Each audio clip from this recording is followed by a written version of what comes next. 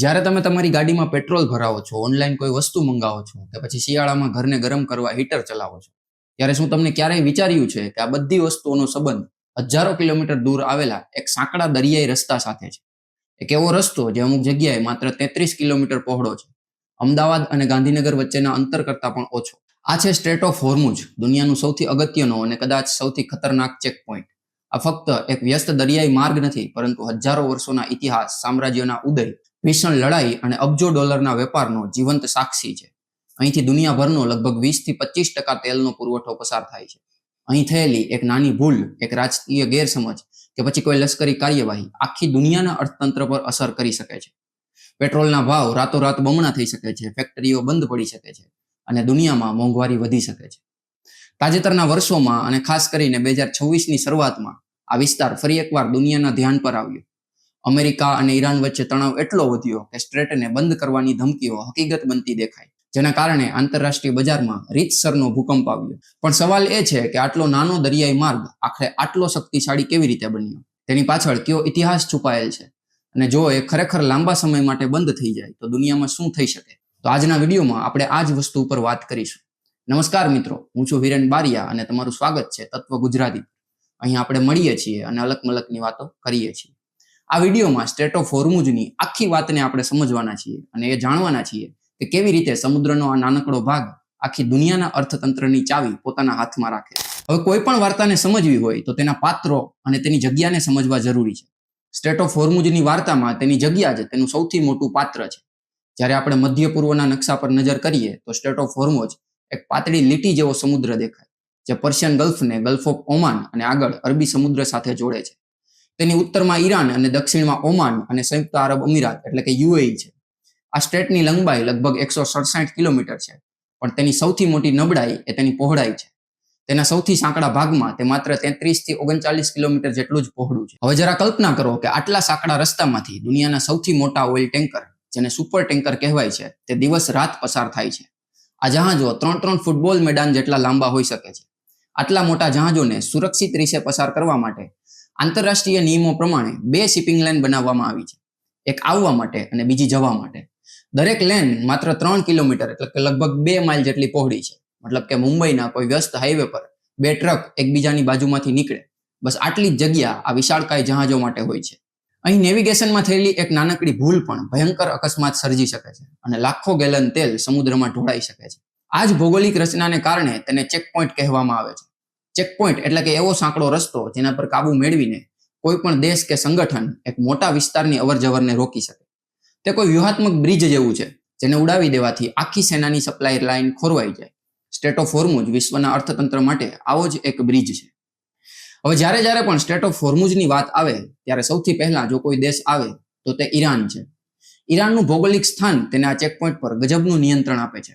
સ્ટ્રેટની અંદર આવેલા અબુ મુસા, ગ્રેટર ટુમ્બ અને લેસર ટુમ્બ જેવા ટાપુઓ પર ઈરાનનો કબજો છે. આ ટાપુઓ પર ઈરાન પોતાની નેવી અને મિસાઇલો દ્વારા આખા સ્ટ્રેટ પર નજર રાખી શકે છે અને તેને નિશાન બનાવી શકે છે. આ જ કારણ છે કે જ્યારે પણ ઈરાન પર આંતરરાષ્ટ્રીય પ્રેશર વધે છે ત્યારે તે સ્ટ્રેટ ઓફ હોર્મુઝને બંધ કરવાની ધમકી આપે છે. એક એવી ધમકી જે દુનિયાના શક્તિશાળી દેશોને પણ વિચારવા મજબૂર કરી દે. આ માત્ર કોઈ જળમાર્ગ નથી, પરંતુ તે એક શક્તિ પ્રદર્શનનું મોટું મેદાન છે. હવે જો વાત કરીએ સ્ટ્રેટ ઓફ હોર્મુઝના ઇતિહાસની, તો સ્ટ્રેટ ઓફ હોર્મુઝનું મહત્વ માત્ર તેલની શોધ થઈ પછી જ શરૂ થયું એવું નથી. તેનો ઇતિહાસ હજારો વર્ષ જૂનો અને લોહિયાળ રહ્યો છે. પ્રાચીન સમયથી જ આ રસ્તો પૂર્વ અને પશ્ચિમ વચ્ચેના વેપાર અને સંસ્કૃતિના આદાન પ્રદાનનું મહત્વનું કેન્દ્ર રહ્યો છે. ઇતિહાસકારોએ મેસોપોટામિયા અને સિંધુ ખીણની સંસ્કૃતિ વચ્ચેના વેપારના પુરાવા મેળવ્યા છે, જે મોટે ભાગે આ જ રસ્તે થતો હતો. પર્શિયન સામ્રાજ્ય માટે, ખાસ કરીને એકેમેડીઝના સમયમાં આ સ્ટ્રેટ તેમની નેવી અને ભારત સાથેના વેપાર માટે ખૂબ જ મહત્વનો હતો.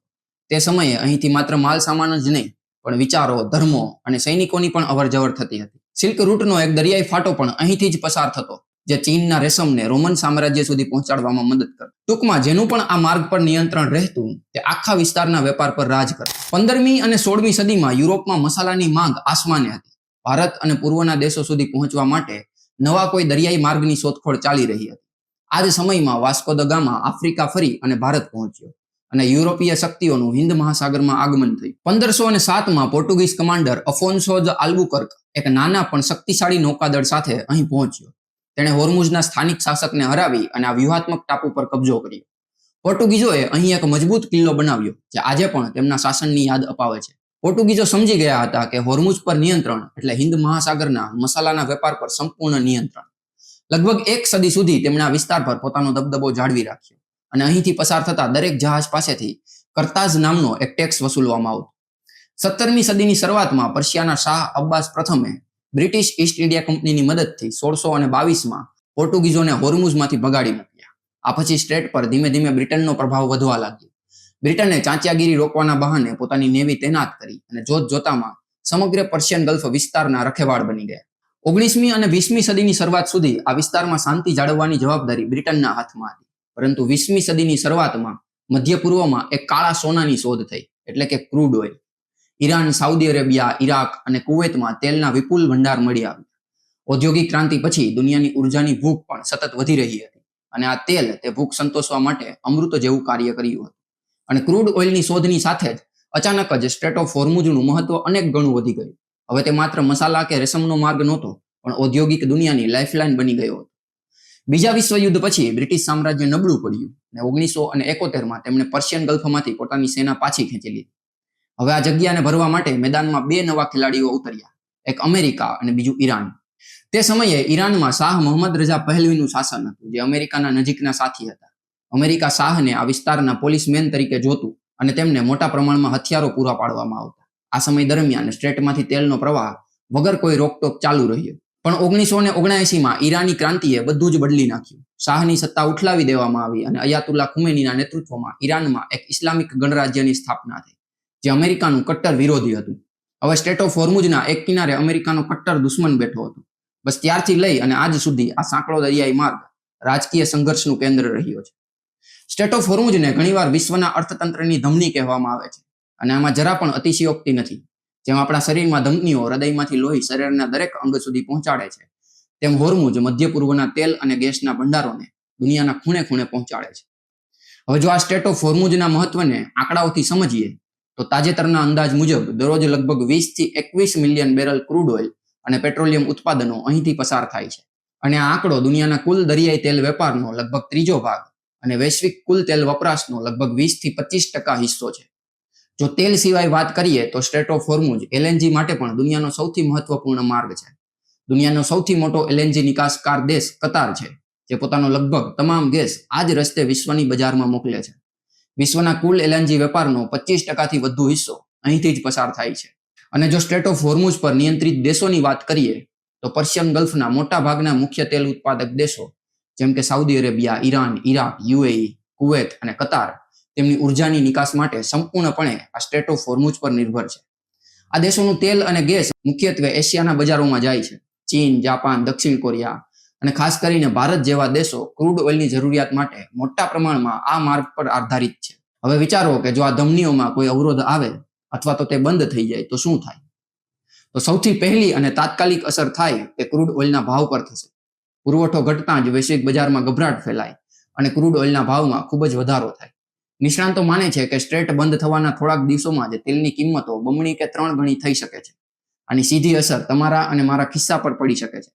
પેટ્રોલ, ડીઝલ અને એલપીજીના ભાવમાં ખૂબ જ વધારો થશે અને હાલ આવી અસર દુનિયાના ઘણા બધા દેશોમાં જોવા મળી રહી છે. તેલ એ માત્ર બળતણ નથી, તે આધુનિક અર્થતંત્રનો કાચો માલ છે. પ્લાસ્ટિકથી લઈ અને ખાતર અને દવાઓથી લઈને કપડાં સુધી ઘણું બધું પેટ્રોલિયમ ઉત્પાદનો પર આધાર રાખે છે.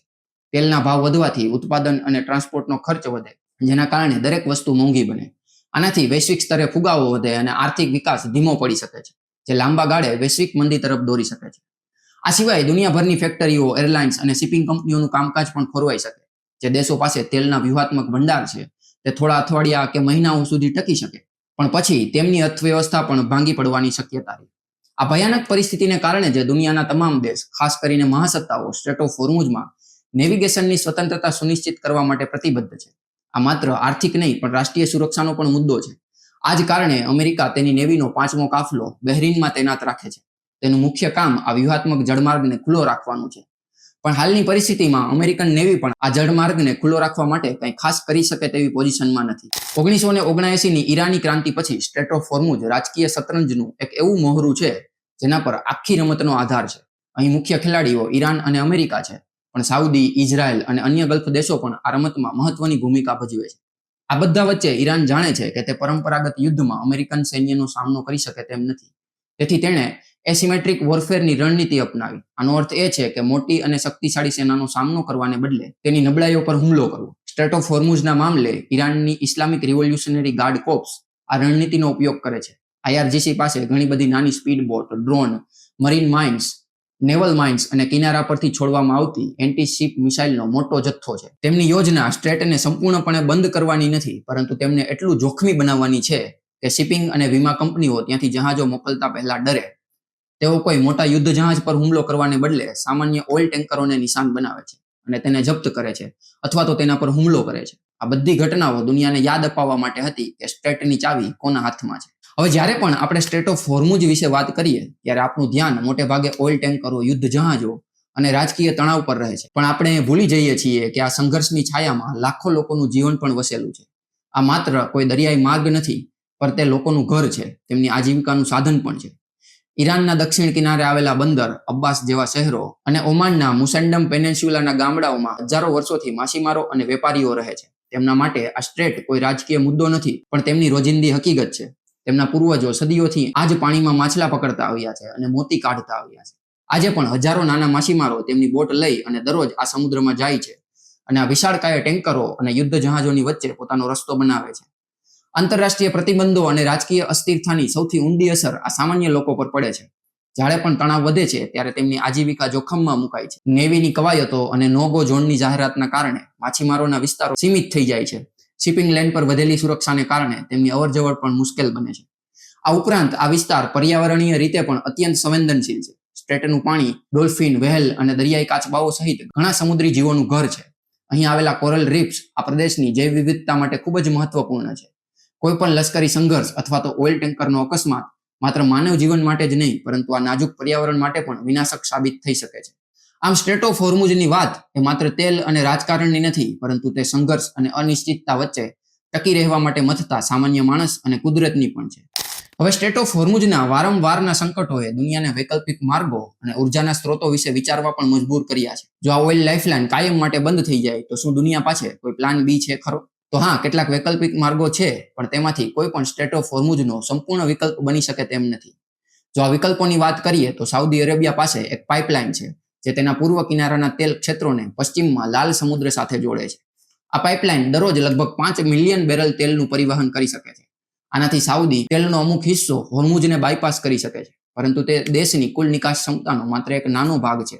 આ સિવાય UAE પાસે પણ અફશાન ફુજેરાહ પાઇપલાઇન છે જે દરરોજ લગભગ 1.5 મિલિયન બેરલ તેલને ગલ્ફ ઓફ ઓમાનના ફુજેરાહ બંદર સુધી પહોંચાડે છે, જે સ્ટ્રેટની બહાર આવેલું છે. આ બંને પાઇપલાઇનો મળી અને દરરોજ લગભગ 6.5 મિલિયન બેરલ તેલને બાયપાસ કરી શકે છે. પણ યાદ રાખો, સ્ટ્રેટમાંથી દરરોજ લગભગ 21 મિલિયન બેરલ તેલ પસાર થાય છે. આનો અર્થ છે કે જો સ્ટ્રેટ બંધ થઈ જાય તો પણ દરરોજ લગભગ 14 થી 15 મિલિયન બેરલ તેલનો પુરવઠો અટકી શકે છે. આ સિવાય આ પાઇપલાઇનો જમીન પર હોવાથી મિસાઇલ હુમલાઓ માટે પણ અત્યંત સંવેદનશીલ છે.